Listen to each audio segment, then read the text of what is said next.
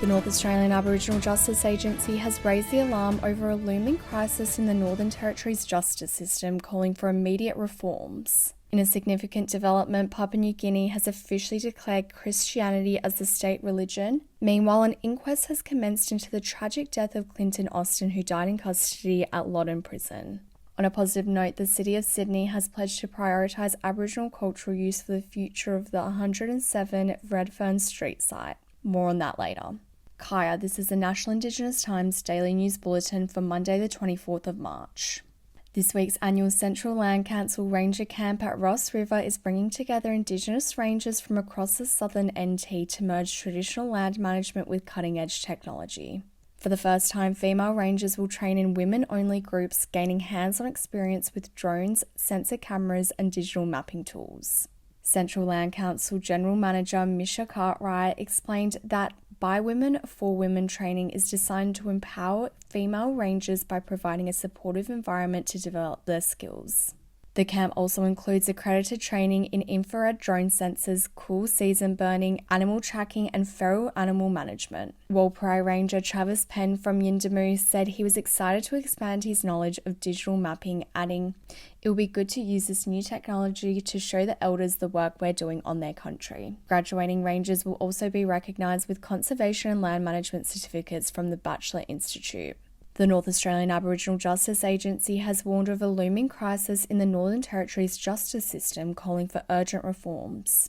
The latest Closing the Gap data reveals worsening outcomes for First Nations people across key areas, including life expectancy, employment, and incarceration rates. The North Australian Aboriginal Justice Agency says recent tough-on-crime reforms, such as lowering the age of criminal responsibility to 10, and tightening bail laws have led to a surge in the prison population, with over 88% of Northern Territory's prisoners being Indigenous. North Australian Aboriginal Justice Agency Chairperson Theresa Rowe stressed that words alone are not enough, urging immediate and meaningful action to address the crisis. Despite government claims of prioritising safety, North Australian Aboriginal Justice Agency warns the system is at risk of total failure without immediate intervention. Papua New Guinea's parliament has passed a constitutional amendment officially recognising Christianity as the state religion, with an overwhelming 80 votes in favour and 4 against. The amendment introduces a declaration in the Constitution's preamble acknowledging God, Jesus Christ and the Holy Spirit as the nation's guiding authority. Christianity will also be reflected in the Constitution's 5th goal, and the Bible will be recognised as a national symbol. Prime Minister James Marape welcomed the decision, highlighting the role of Christian churches in unifying the country's diverse communities and languages. While Papua New Guinea has been a secular state, about 96% of its population identifies as Christian,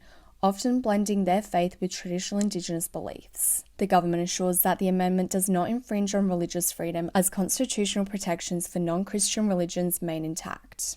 An inquest has begun into the death of Gunda Chamara and Wiradjuri man Clinton Austin, who died in Loddon Prison in 2022, while eligible for parole. The 38-year-old artist and father had hoped to become an Aboriginal art teacher and was known for his kindness and generosity. His family, questioning the circumstances leading up to his death, hope the inquest will bring answers and drive systematic change, highlighting concerns over prison healthcare for Indigenous inmates. The Victorian Aboriginal Legal Service has called for urgent reforms, as nearly 600 Indigenous deaths in custody have occurred since the 1991 Royal Commission. The City of Sydney has committed to prioritising Aboriginal creative and cultural use for the 107 Redfern Street site, following a motion put forward by Wiradjuri Councillor Yvonne Weldon. The decision ensures that local Aboriginal organisations, including performance groups, have access to the much-loved space, which was previously managed by 107 Projects. Despite initial proposals to make the site a broader creative space, the new motion puts Aboriginal interests front and centre while still allowing for community use. Councillor Weldon emphasised the importance of Aboriginal community-led approach to the space, with plans to engage local Aboriginal groups for tenancy and usage expressions of interest. The City of Sydney aims to maintain and upgrade the site, with short-term tenancies preferred and a review scheduled in 3 years. The 2025 Country to Couture Showcase will celebrate its 10th anniversary at the Darwin Aboriginal Art Fair, which will feature a diverse lineup of designers, including returning favourites Cassie Leatham, Ovian Gertie, and Lalalia Briggs Houston, along with up-and-coming art centres. Originally an intimate showcase, Country de Couture has grown into a premier platform for First Nations fashion innovation, blending traditional artistic practices with contemporary fashion. This year's event will feature 23 collections from over 15 talented First Nations designers, making it a significant milestone in both the fashion and Indigenous art communities. Indigenous Fashion Projects Manager Michelle Maynard highlighted how the event exemplifies authentic fashion innovation and empowers First Nations representations in the fashion industry. West Coast young gun Tyrell Dewar delivered a breakout performance in his side's 19-point defeat to Brisbane at the Gabba. The 20-year-old Yamaji and Wongi speedster was electric in his first half, collecting 9 disposals and kicking 2 goals as the Eagles surged to a 4-goal lead.